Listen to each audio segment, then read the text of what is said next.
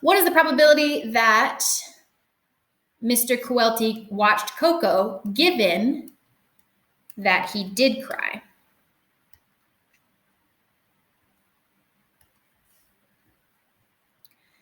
So what is the probability that he watched Coco given that he wept?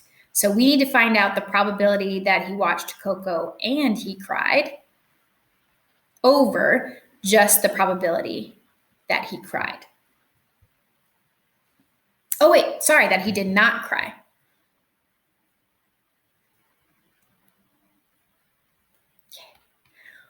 Stressful. Okay, so going back up to our tree diagram, probability of Coco and not crying would be this guy right here. So that's going to be 6 over 10 times 2 over 10.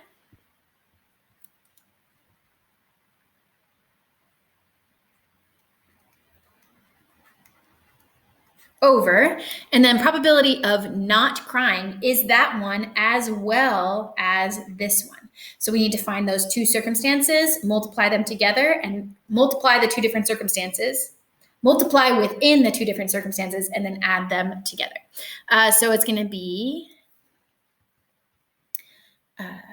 6 over 10 times 2 over 10 plus, and then the other one is 4 out of 10 times 7 out of 10.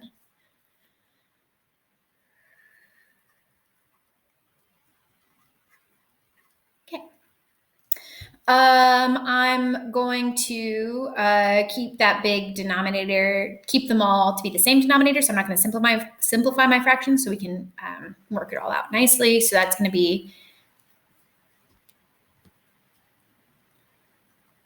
12 over 100 divided by 12 over 100 plus 28 over 100. So that's going to be equal to 12 over 100 times 12 plus 28 is 40 over 100. So it's going to be 100 over 40. Those guys cancel out, and we're left with 12 over 40, or however you choose to simplify it. 30%. All right.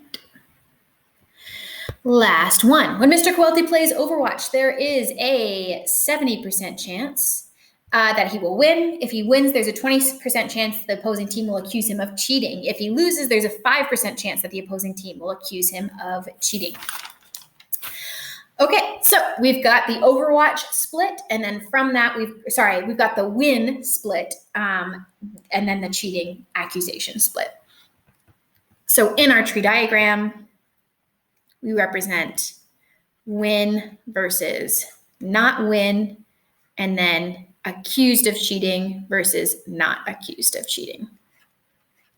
So here, W equals win, which is then implied that W prime is not that, so a loss.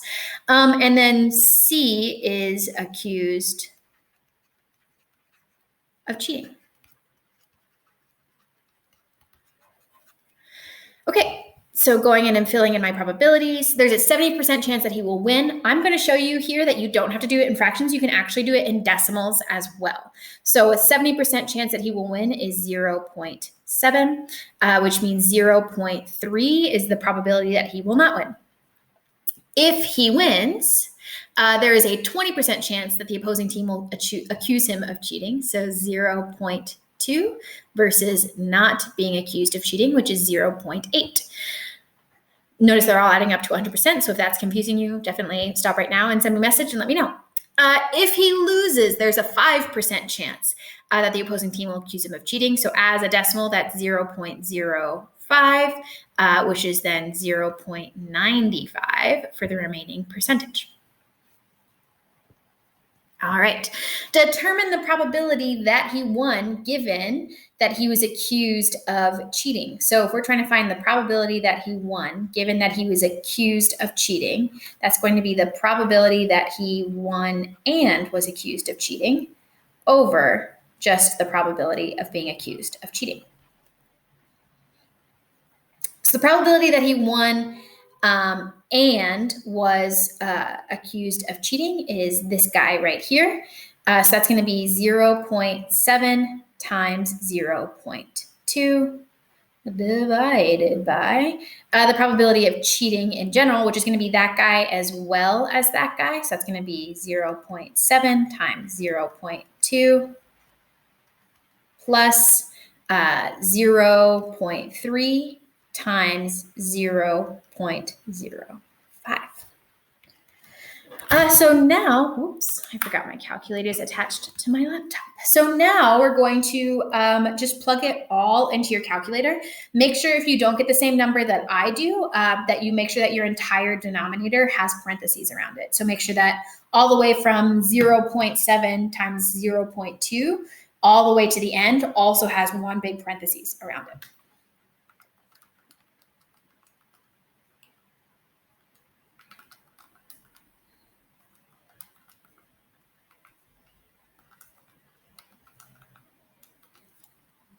So we're not going to do exactly equals because that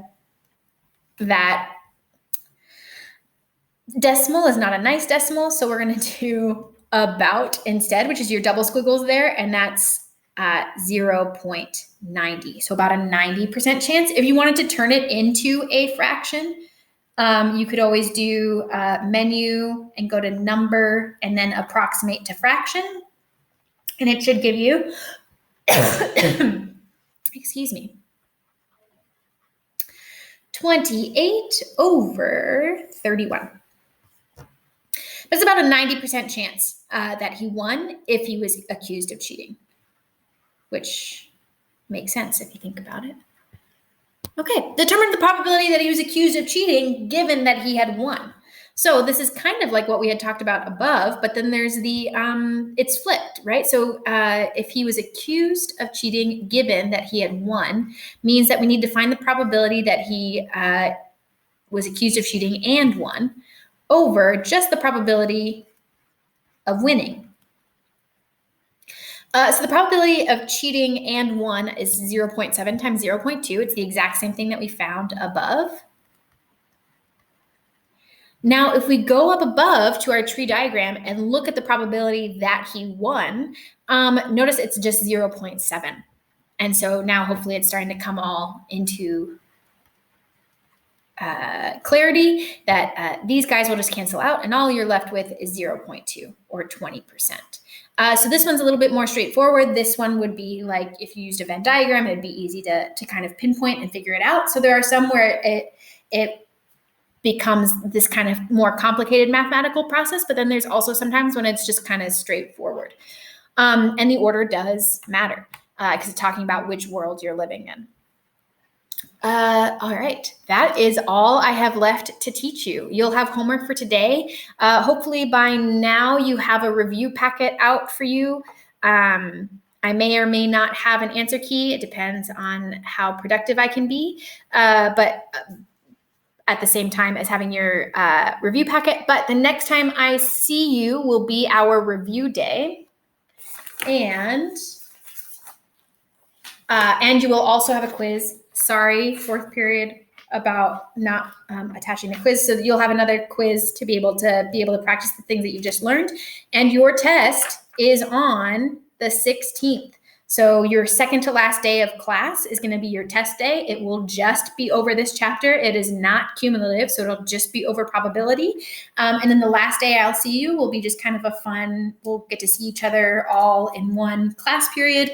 I will have another optional review on Monday the 15th. If you would like to do that after school, if you're feeling nervous about this upcoming test. But that's your breakdown. You can see it on your daily agenda of what we have left to do in this class, which is crazy. You will have summer homework. It'll work kind of like summer homework from last year. To the best of my understanding, it just kind of gets sent out to you, but definitely let me know if you have questions about what summer homework looks like and where to find it and all of those things. We'll talk more about it in the future. Okay. I'll see you later.